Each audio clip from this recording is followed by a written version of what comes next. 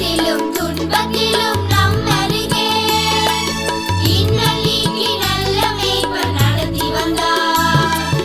இன்பத்திலும் துன்பத்திலும் நம் அருகே இன்னல் நீக்கி நல்ல மேய்ப்பர் நடத்தி வந்தார். இம்மட்டும் நன்மை செய்த கர்த்தர் அவர், இனிமேலும் நடத்திடுவார் நம்பிடுவோம். இம்மட்டும் நன்மை செய்த கர்த்தர் அவர், இனிமேலும் நடத்திடுவார் நம்பிடுவோம். கர்த்தர் செய்த நன்மைகளை எண்ணி பார்க்கிறோம், கண்ணீரோடு கரங்குவித்து நன்றி சொல்கிறோம். கர்த்தருக்குள் அன்பானவர்களே, அனுதினமும் கிறிஸ்துவுடன் தியான வேளைக்கு உங்களை அன்புடன் அழைக்கிறோம். இன்றைய தியானத்திற்கான வேத வாசிப்பு சங்கீதம் 116 வசனங்கள் 9 முதல் 13 வரை, லூக்கா 7 அதிகாரம் வசனங்கள் 36 முதல் 48 வரை. தியானத்திற்கான தலைப்பு நன்றியுள்ள இருதயம். கர்த்தர் எனக்கு செய்த எல்லா உபகாரங்களுக்காகவும் இரட்சிப்பின் பாத்திரத்தை எடுத்துக்கொண்டு கர்த்தருடைய நாமத்தை தொழுது கொள்ளுவேன். சங்கீதம் 116 வசனங்கள் 12-13. வருடத்தின் இறுதி நாளுக்குள் வந்துவிட்டோம். புது வருட ஆரவாரங்களை சற்று ஒதுக்கிவிட்டு இதுவரை அற்புதமாக நம்மை நடத்தி வந்த தேவாதி தேவனுக்கு மனதார நன்றி கூறுவோமா? நன்றி கூறுகின்ற இருதயத்தில் தேவன் மகிழ்கிறார்.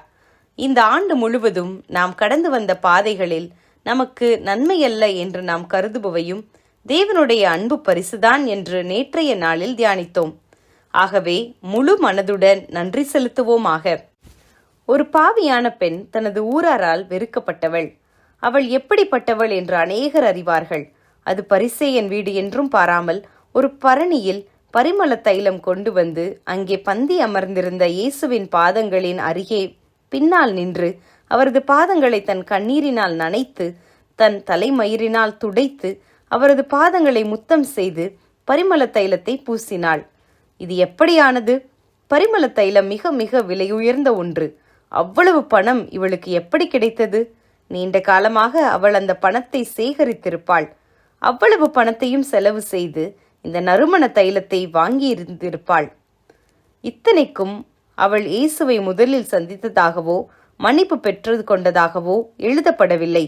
ஆனால் அவள் தன்னைத்தானே உணர்ந்து மனதார இயேசுவின் மன்னிப்பை பெற்று விடுதலையாகி இருந்திராவிட்டால் இந்த நன்றி செயலை அவளால் செய்திருக்க முடியாது. இந்த வெளிப்படையான செயலுக்கு காரணம் அவளுடைய உள்ளான வாழ்வு விடுதலை அடைந்ததுதான். அதற்கு காரணரான அவரை அவள் கண்டு தனக்குள் உள்ள எல்லாவற்றையும் கொட்டி கொடுத்து அவரை வணங்கி தன் நன்றியை தெரிவிக்கிறாள். கர்த்தர் எனக்கு செய்த எல்லா உபகாரங்களுக்காகவும் அவருக்கு என்னத்தை செலுத்துவேன்?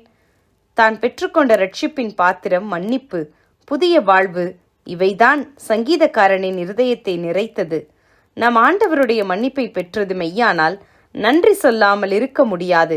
அதை பிறருக்கு அறிவிக்காமலும் இருக்க முடியாது. இப்படிப்பட்ட ஒரு நன்றி செயலுக்கு எதுவும் ஈடாகாது. மற்றவையெல்லாம் இதற்கு பிறகுதான். இந்த நாளில் நன்றி நிறைந்த இருதயத்துடன் தேவன் அருளிய இரட்சிப்பின் ஜீவனுள்ள சாட்சியை யாராவது ஒருவருக்காவது அறிவித்து ஒரு புதிய ஆத்துமாவை ஆண்டவரிடம் நடத்திய மகிழ்ச்சியுடன் புதிய ஆண்டுக்குள் பிரவேசிப்போமாக. ஜெபம் செய்வோமா? நல்ல ஆண்டவரே, நீர் செய்த எண்ணிலடங்காத நன்மைகளுக்காக வருடத்தை நிறைவு செய்கிற இந்த நாளில்தானே பாதம் பணிந்து தொழுது கொள்கிறோம். ஆமேன்.